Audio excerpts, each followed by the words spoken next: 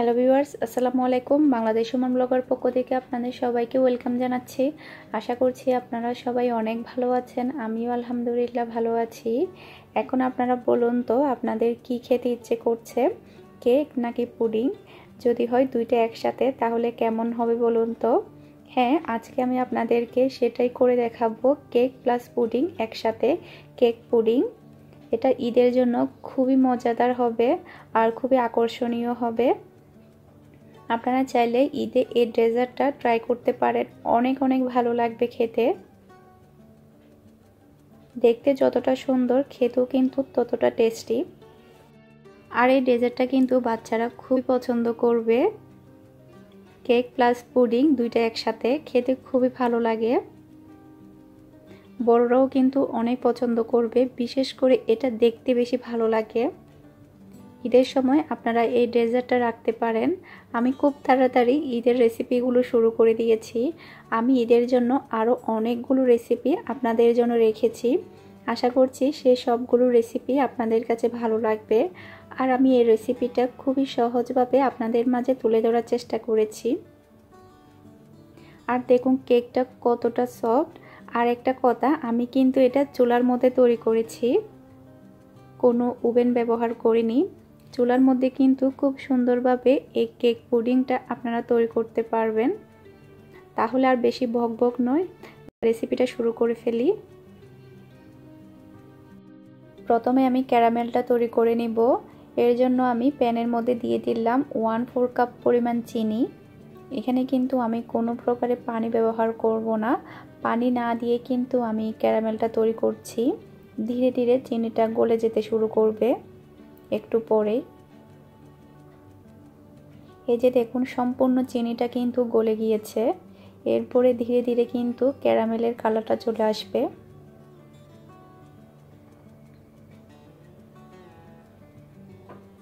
দেখুন কালারটা সম্পূর্ণভাবে চলে আসছে। আপনারা আপনাদের পছন্দ অনুযায়ী ক্যারামেলের কালারটা করে নেবেন।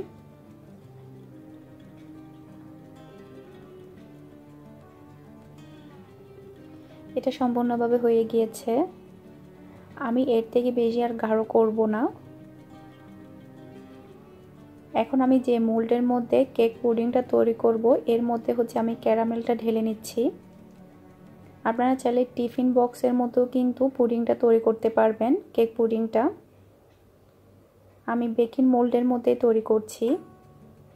খুব ভালোভাবে একটু ছড়িয়ে ছিটিয়ে দিচ্ছি ক্যারামেলটা।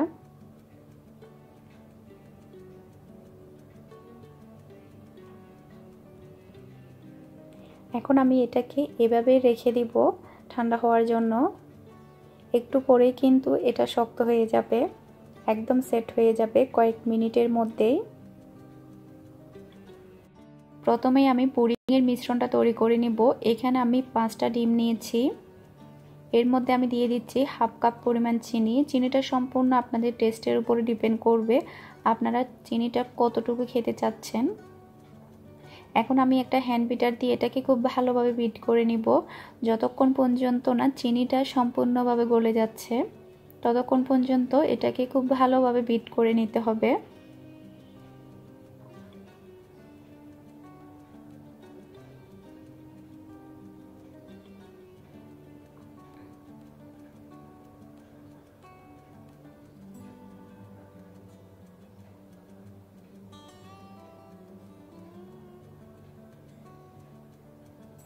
এটা আমার সম্পূর্ণভাবে বিট করা হয়ে গিয়েছে, চিনিটাও গলে গিয়েছে। এখন আমি দিয়ে দিব লিকুইড দুধ। এখানে আমি 2 কাপ পরিমাণ লিকুইড দুধকে জাল করে 1 কাপ করে নিয়েছি, ঘন করে নিয়েছি। এখন আমি এটাকে ভালোভাবে মিশিয়ে নিচ্ছি।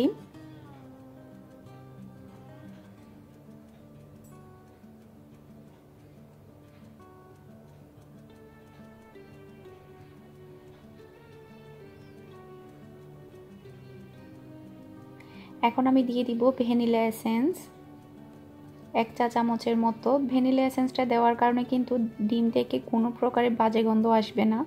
অনেক সময় দেখা যায় কি ডিম থেকে বাজে গন্ধ আসে, এক্ষেত্রে আর কোনো গন্ধ আসবে না এসেন্সটা দেওয়ার কারণে। এটাও ভালোভাবে মিশিয়ে নিচ্ছি। এটা মেশানো শেষ।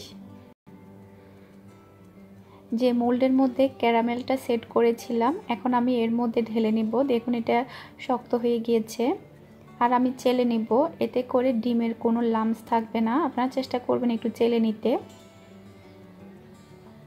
লাম্পসগুলো চালনির মধ্যে কিন্তু রয়ে যাবে। এই যে দেখুন। এখন আমি এটাকে একটা সাইডে রেখে দিব। এরপরে কেকের মিশ্রণটা তৈরি করে নিব। কেকের মিশ্রণটা তৈরি করার জন্য আমি এখানে নিলাম স্বাভাবিক তাপমাত্রা 3টা ডিম। আপনাদের ডিমগুলো যদি ফ্রিজে থাকে সেক্ষেত্রে আপনারা ডিমগুলোকে 1 ঘন্টা আগে ফ্রিজ থেকে বের করে রাখবেন। কখনো ঠান্ডা ডিম দিয়ে কেক তৈরি করবেন না। দিয়ে দিলাম 1/3 কাপ পরিমাণ চিনি। চিনিটা আপনাদের টেস্ট অনুযায়ী দিতে পারেন, কম কিংবা বেশি। এখন আমি একটা ইলেকট্রিক বিটার দিয়ে এটাকে খুব ভালোভাবে বিট করে নিব, যতক্ষণ পর্যন্ত না চিনিটা সম্পূর্ণভাবে গলে গিয়ে ডিমটা একটা ক্রিমি টেক্সচারে চলে আসছে আর কালারটাও সম্পূর্ণভাবে চেঞ্জ হচ্ছে, ততক্ষণ পর্যন্ত আমি এটাকে বিট করতে থাকব। আর আপনারা চাইলে হ্যান্ড উইচ দিয়েও কিন্তু করতে পারেন, যদি আপনাদের কাছে যদি হ্যান্ড বিটার না থাকে, ইলেকট্রিক বিটার না থাকলে আপনারা হ্যান্ড বিটার দিয়েও কিন্তু এটা তৈরি করে নিতে পারবেন। এতে করে সময়টা একটু বেশি লাগবে, তারপরও খুব বেশি যে কষ্ট হবে তা না, করা যাবে।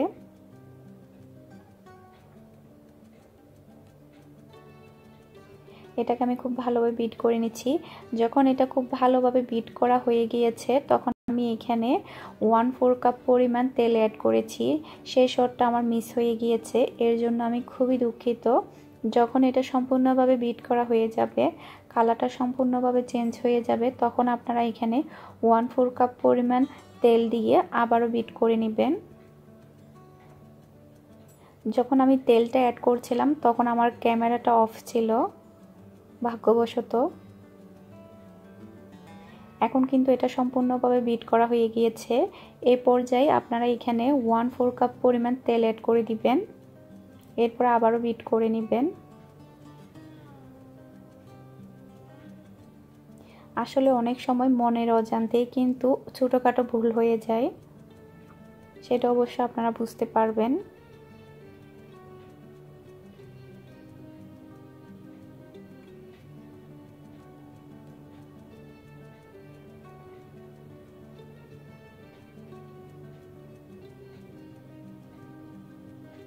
তেলটা দেওয়ার পরে আমি এটাকে বিট করে নিয়েছি।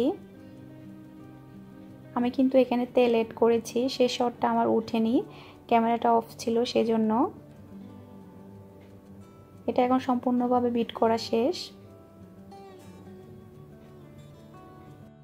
এখন আমি সবগুলো শুকনো উপকরণ একসাথে চেলে নিব। এর জন্য আমি চালের মধ্যে দিয়ে দিলাম 1/2 কাপ পরিমাণ ময়দা, 2 চা চামচ পরিমাণ চকলেট পাউডার, দিয়ে দিচ্ছি 1/2 চা চামচ পরিমাণ বেকিং পাউডার।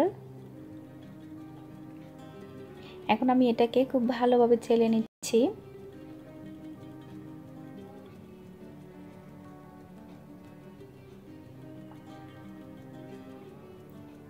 এটা চালা শেষ। এখন আমি এটাকে খুব ভালোভাবে মিশিয়ে নিব।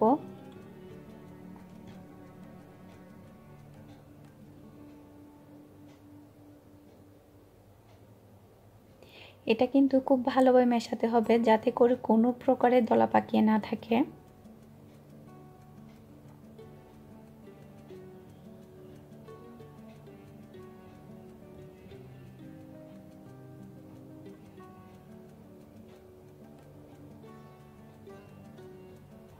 এখন আমি এর মধ্যে দিয়ে দিব 2 চা চামচ পরিমাণ লিকুইড দুধ। আবারও খুব ভালোভাবে মিশিয়ে নিচ্ছি।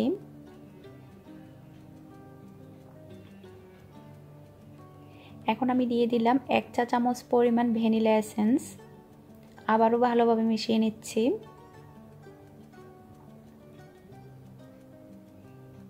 এটা সম্পূর্ণভাবে মেশানো শেষ। মিশ্রণটা আপনাদেরকে একটু দেখিয়ে দিচ্ছি, আপনারা হয়তোবা দেখেই বুঝতে পারছেন এটা কেমন হতে হবে। এখন আমি পুডিংয়ের মিশ্রণের উপর ঢেলে দিব। ভয় পাওয়ার কোনোই কারণ নেই, একটার সাথে কিন্তু একটা লেগে যাবে না।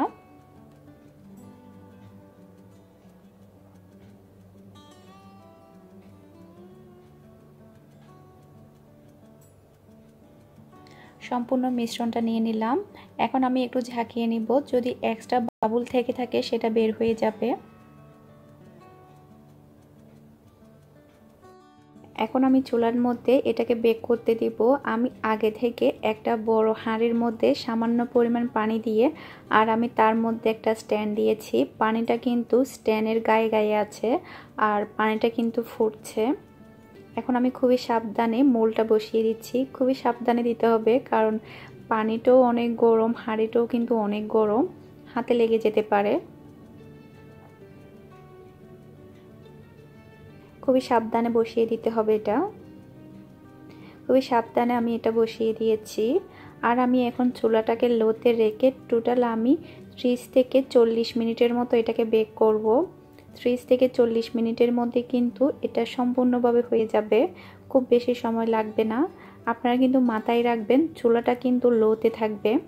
ঢাকনা দিয়ে ঢেকে দিলাম 40 মিনিটের জন্য। কেক পুডিংটা হতে হতে এ ফাঁকে আমি থালা বাসনগুলো ক্লিন করে নিব। আজকে আমি কোনো ইফতারের ব্লগ শেয়ার করিনি, ভাবলাম ঈদের কিছু ডেজার্ট রেসিপি আপনাদের সাথে শেয়ার করি। যদি আপনারা কোনো রেসিপি জানতে চান তাহলে আমাকে কমেন্ট করে জানাতে পারেন। সেই রেসিপিগুলো ঈদের আগে আগে আপনাদের মাঝে তুলে ধরার চেষ্টা করব সহজভাবে।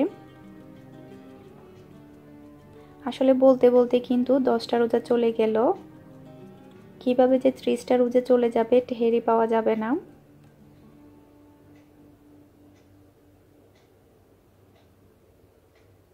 আপনারা যদি ঈদের জন্য কোনো স্পেশাল রেসিপি শেয়ার করতে বলেন তাহলে আমাকে কমেন্ট করে জানাবেন, আমি সেই রেসিপিটা আপনাদের মাঝে তুলে ধরব। আর কিছু একটা তৈরি করতে গেলেই কিন্তু এক গাদা হয়ে যায় থালাবাটি। আপনারা হয়তো বা দেখে বুঝতে পারছেন একটা কেক পুডিং তৈরি করছি কত থালা বাসন হয়ে গেল আমার।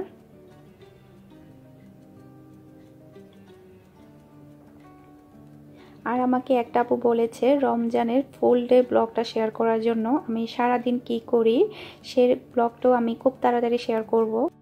টোটাল 35 মিনিট পর আমার 35 মিনিটের মতো সময় লেগেছে কেক পুডিংটা হতে, খুব বেশি সময় লাগেনি। এখন আমি একটা টুথপিক দিয়ে চেক করে নিচ্ছি এটা সম্পূর্ণভাবে হয়েছে কিনা। দেখুন টুথপিকটা কিন্তু ক্লিয়ার, তার মানে বুঝতে হবে এটা হয়ে গিয়েছে। যদি টুথপিকের মধ্যে কোনো প্রকারের লিকুইড অংশ লেগে থাকে তাহলে আপনারা এটাকে আরও 5 মিনিটের মতো বেক করে নেবেন, তাহলে হয়ে যাবে। এখন আমি এটাকে সম্পূর্ণভাবে ঠান্ডা করে নেব। সম্পূর্ণভাবে কেক পুডিংটা আমি ঠান্ডা করে নিয়েছি। এখন আমি একটা ছুরি দিয়ে 4-5টা একটু ছাড়িয়ে নিব মোল থেকে, এতে করে ওঠাতে সুবিধা হবে।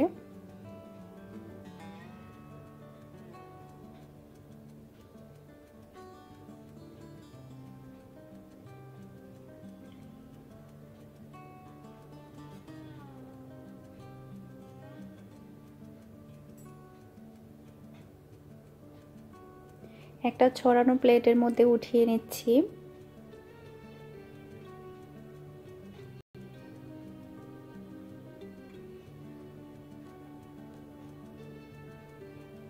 দেখুন এটা কতটা সুন্দর লাগছে। এখন আমি আপনাদেরকে একটু কেটে দেখাচ্ছি ভিতরের অংশটা। দেখুন কতটা সুন্দর লাগছে এটা।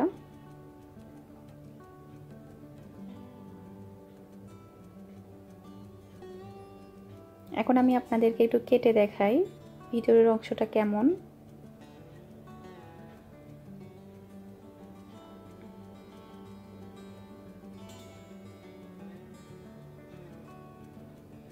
এই যে দেখুন ভিতরের অংশটা কতটা সুন্দর।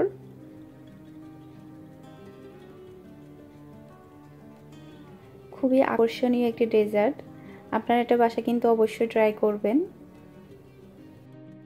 এই ঈদে যদি আপনারা এই ডেজার্টটা যদি ট্রাই করেন সবাই অনেক বেশি পছন্দ করবে, এটা আমি আপনাদেরকে কথা দিয়ে বলতে পারবো।